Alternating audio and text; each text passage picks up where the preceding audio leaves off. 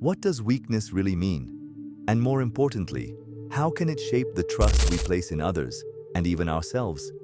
Picture this: the Soviet Union. High-ranking political figures gathered around the lifeless body of the head of the secret police, Lavrenti Beria, who's just been executed for his various crimes. In the midst of this chaos, Khrushchev, now the new leader, turns to Kaganovich with a simple yet profound question: is a weak man reliable? Kaganovich's response is immediate: you already trusted someone weak. This powerful exchange leaves us questioning everything about trust and weakness, how they intertwine, and how they can influence the balance of power. In the world we live in, weakness is often seen as neutral, maybe even harmless. We think of it as a trait that doesn't hold much weight.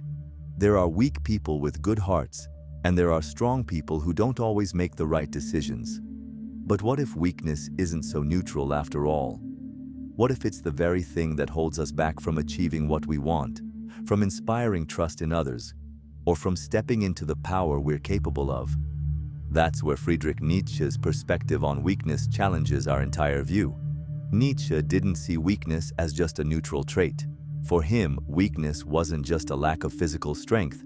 It was an inability to be honest with yourself. It was the inability to confront the truth of your desires, your feelings, and your actions. He believed that true strength comes from honesty, and when we fail to face our own reality, we remain trapped in a cycle of unhappiness. Imagine a man who is too afraid to admit he's in love, because admitting it would mean facing the pain of rejection. In his eyes, this isn't just weakness, it's dishonesty. Nietzsche argued that true goodness can only come from strength to be honest with yourself, even when that honesty is painful. This idea of weakness as dishonesty is beautifully captured in Fyodor Dostoevsky's story, White Nights. The protagonist falls in love with a young woman named Nastenka. They share deep conversations, they connect, and he starts imagining a future together. But when Nastenka's old love reappears, she leaves him. And instead of facing the heartbreak, he convinces himself that he's at peace, that her happiness is all that matters. But deep inside, he's still torn apart.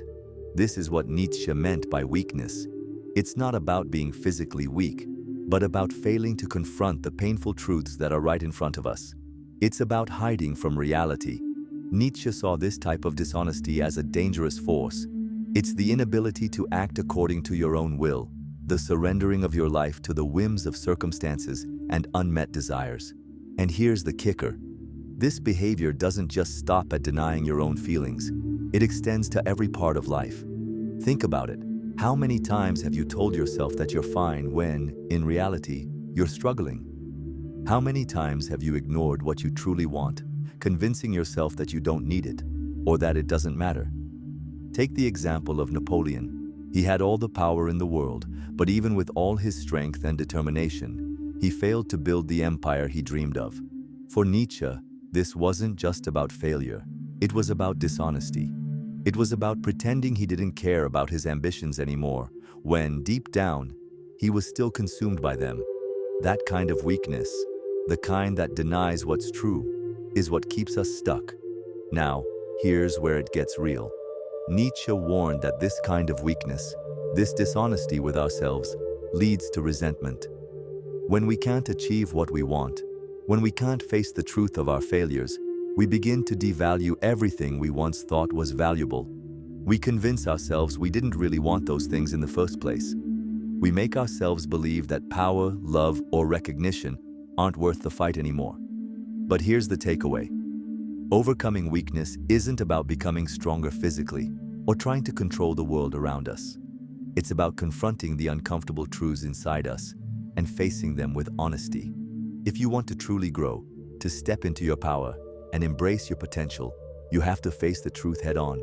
No more pretending, no more hiding, just pure honesty, even when it hurts. Only then can we truly overcome weakness and move toward the life we want to live. So, what do you think? Are you ready to stop pretending and start being honest with yourself? The path to real strength starts with one simple truth: the strength to face the reality of who we are and who we want to become. If you found this idea thought-provoking, hit the like button and share your thoughts in the comments. I'd love to hear how you think we can all overcome weakness and live more authentically. Let's talk about it. Weakness doesn't just exist on the outside. It can trap us from within, influencing the very core of our thoughts and desires. Nietzsche explored this idea, showing us that internal weaknesses can be just as paralyzing as external ones. In his eyes, these weaknesses aren't just about physical frailty. They stem from a disorganized will. But what does this really mean?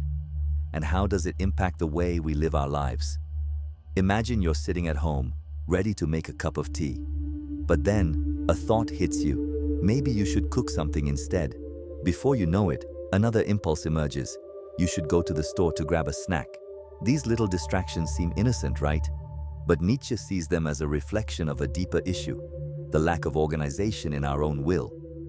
When our desires are pulling us in different directions, without a clear path forward, we become disoriented and directionless.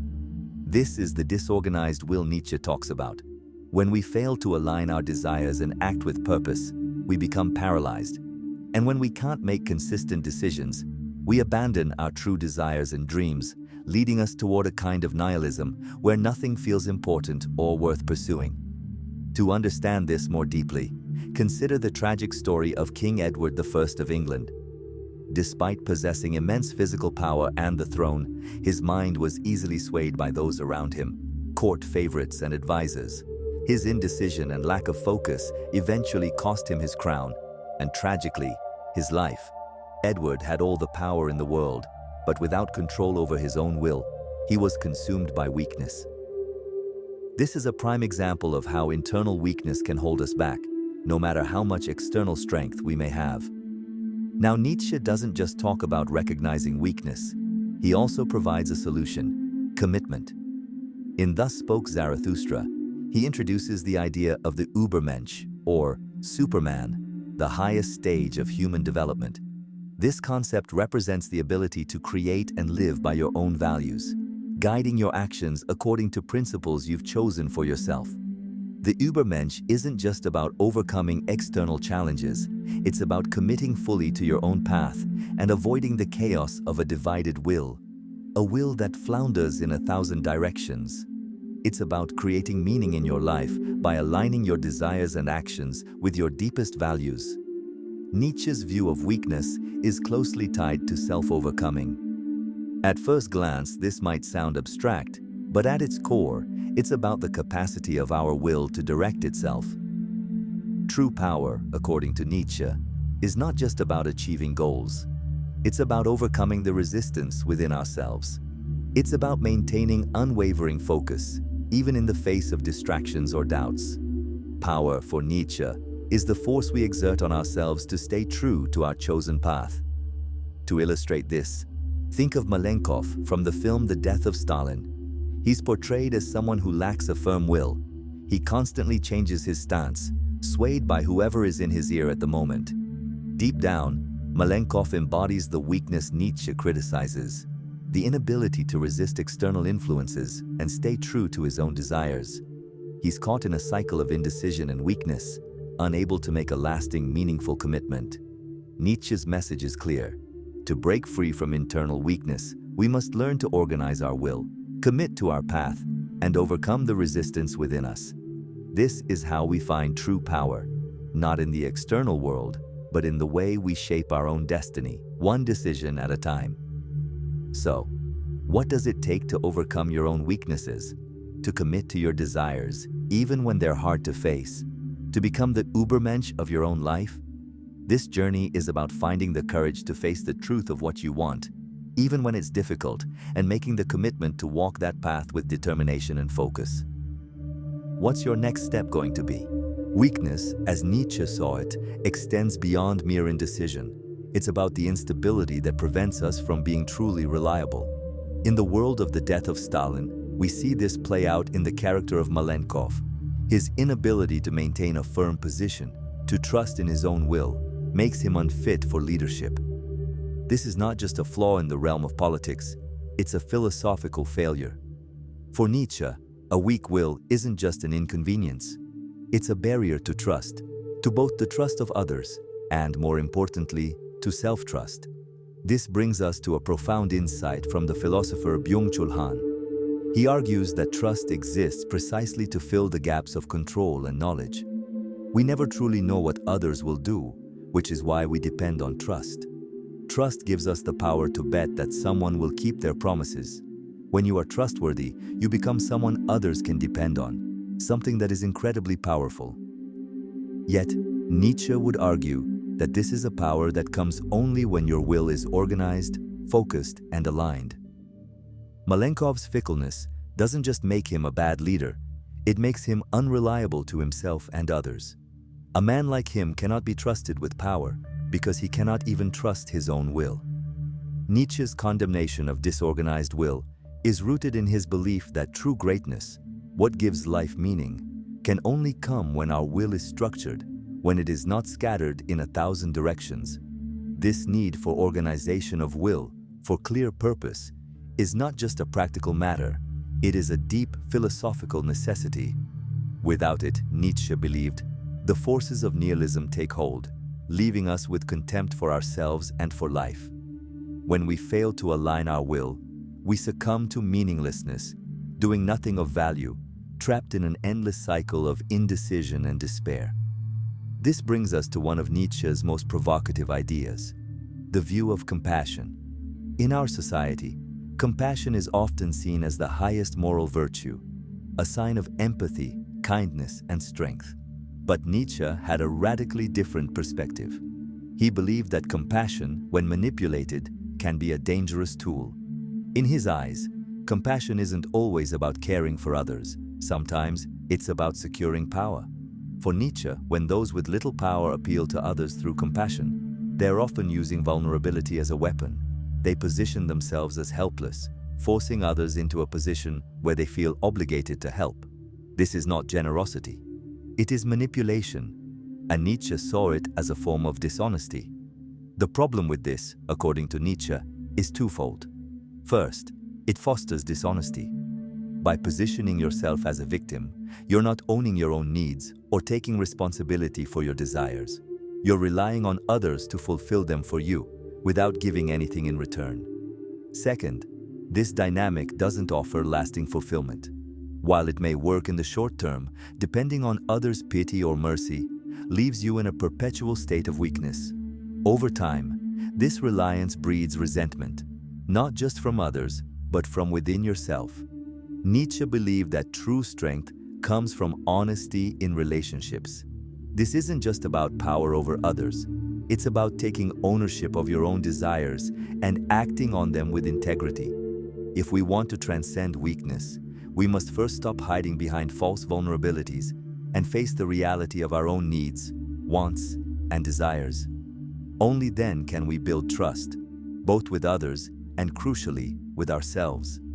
So, let's reflect. How often do we use weakness or pity to manipulate those around us, to avoid facing the truth of what we want or need?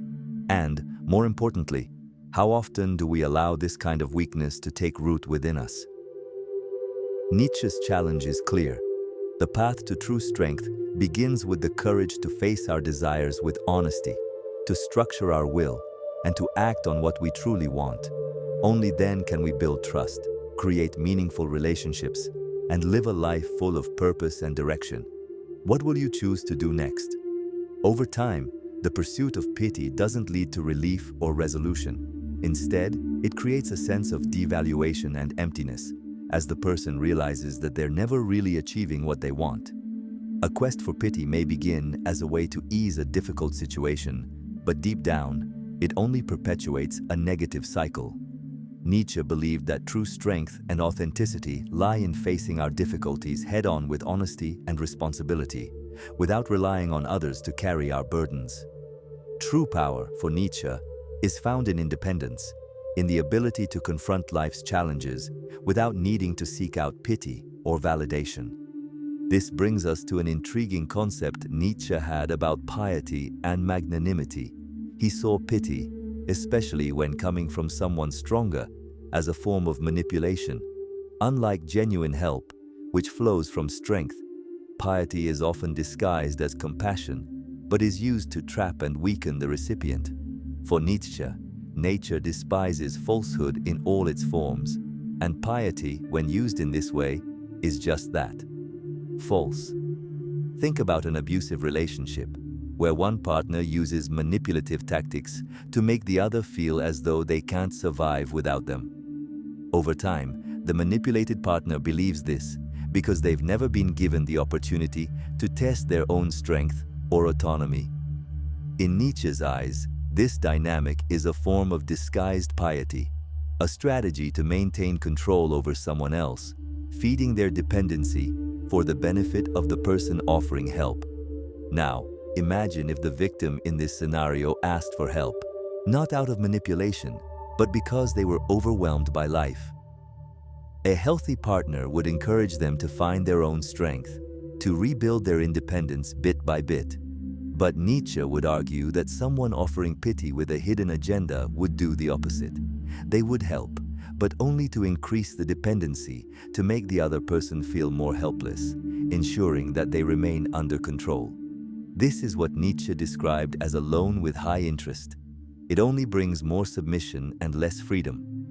Nietzsche argued that the true philosophers of the future, the ones who would transform values, should not perpetuate this cycle of pity. Instead, they should help others embrace their own strength and power, empowering them to stand on their own. In Thus Spoke Zarathustra, Nietzsche teaches that nature values magnanimity, not pity. True strength lies in helping others build their own foundation, not in manipulating their weaknesses for personal gain. This is a subtle but important distinction. The difference between an abusive partner and one who truly wants to help is not the act of offering assistance, but the intention behind it. The manipulator seeks to control, while the magnanimous person seeks to empower. This dynamic between pity and true help reflects a deep aspect of Nietzsche's philosophy. He believed that the greatest power comes from being so sure of yourself, so confident in your own strength, that you don't need to assert dominance over others. You know your power is there, and you don't need to remind others of it. You're able to value the power in others, encouraging their growth without needing to compete or control. This is the kind of strength Nietzsche admired, the kind that doesn't hide behind manipulation, but acts from the heart, with genuine intention. Nietzsche didn't see this strength as being embodied by a tyrant or a dictator. Rather, he found it in creative geniuses, those who transformed the world through intellect and talent.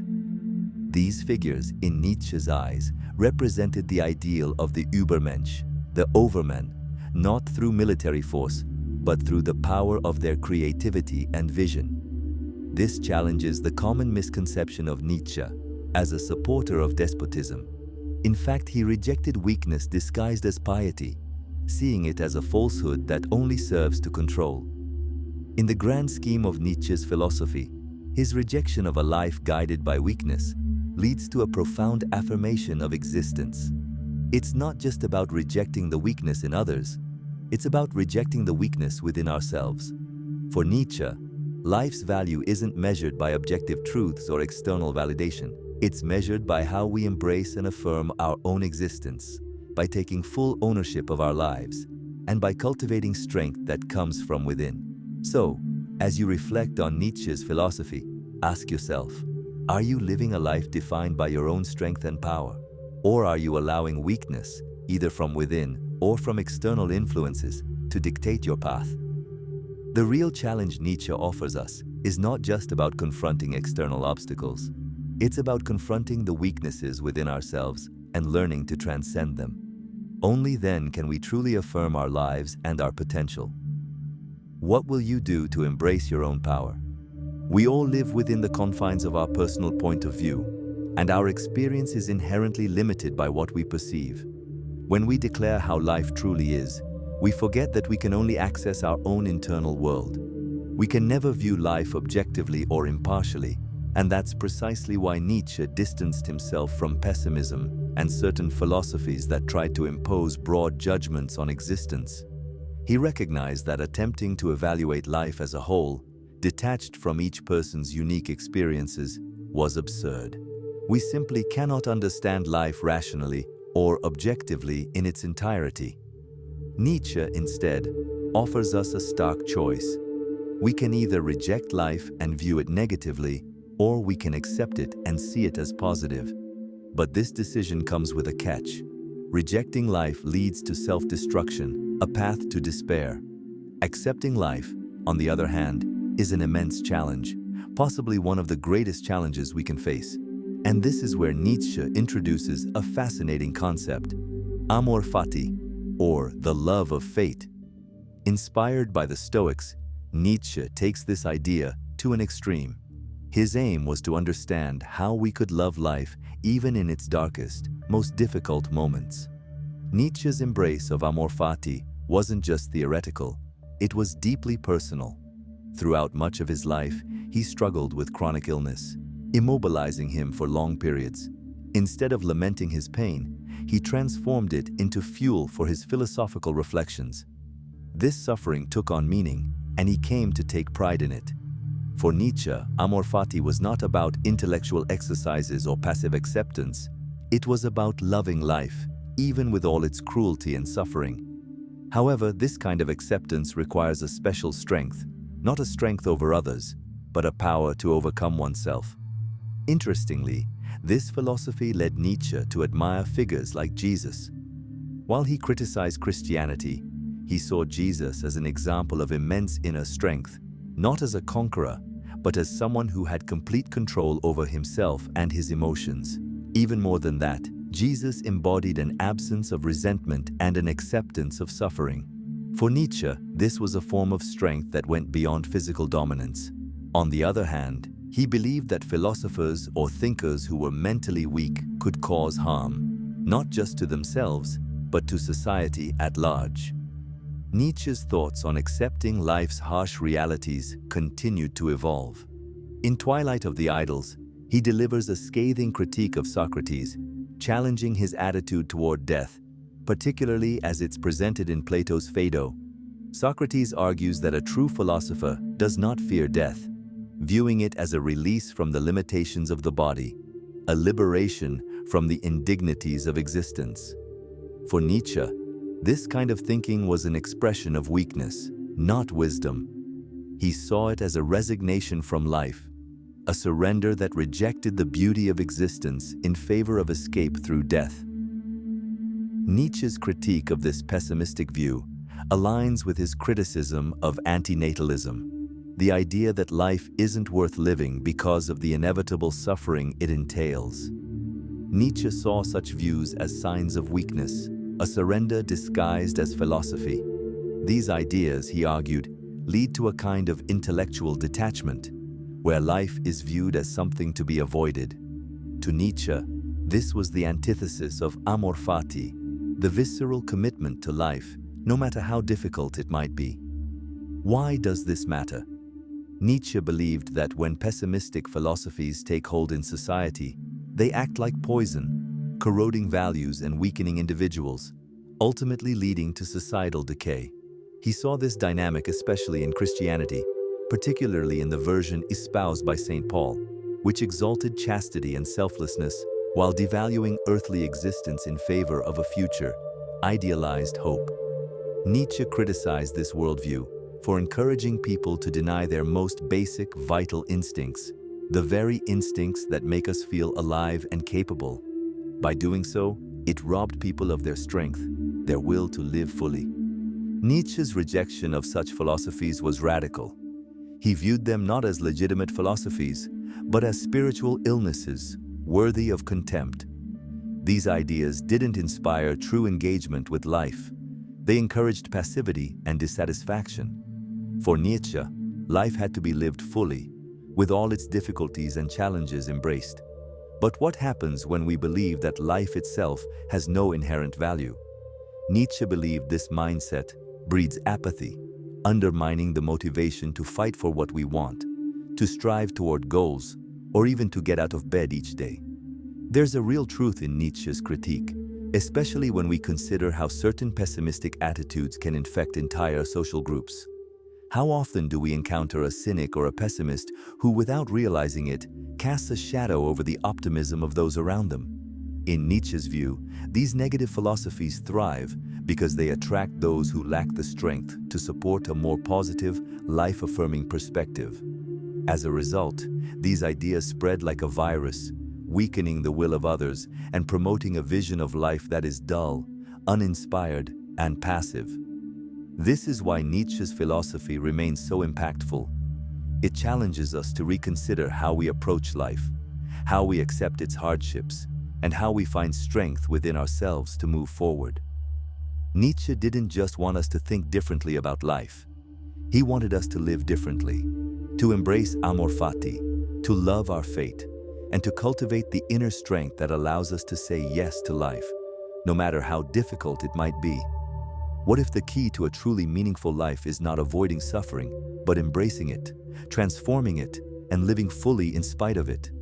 That's the challenge Nietzsche presents to us.